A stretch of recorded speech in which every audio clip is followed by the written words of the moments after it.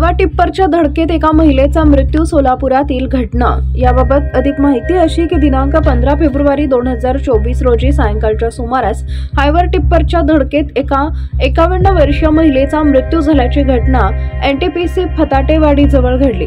यालावा तुकाराम कांबळे वय वर्ष 51 राहणार आहेरवाडी तालुका दक्षिण सोलापूर असं मयत झालेल्या महिलेचं नाव आहे।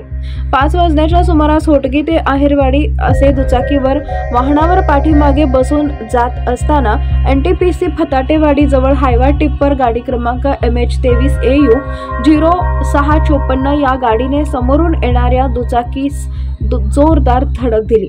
या अपघातात जखमी झालेल्या महिलेला उपचारासाठी ASI RD निंबाळे नेमणूक वळसंग पोलीस ठाणे यांनी सोलापुरातील शासकीय रुग्णालय अर्थात सिव्हिल हॉस्पिटल या ठिकाणी दाखल केले असता उपचारापूर्वीच मयत झाल्याचं डॉक्टरांनी सांगितलंय। सदर घटनेची नोंद सिव्हिल चौकी या ठिकाणी झाली आहे। अधिक तपास पोलीस करत आहेत।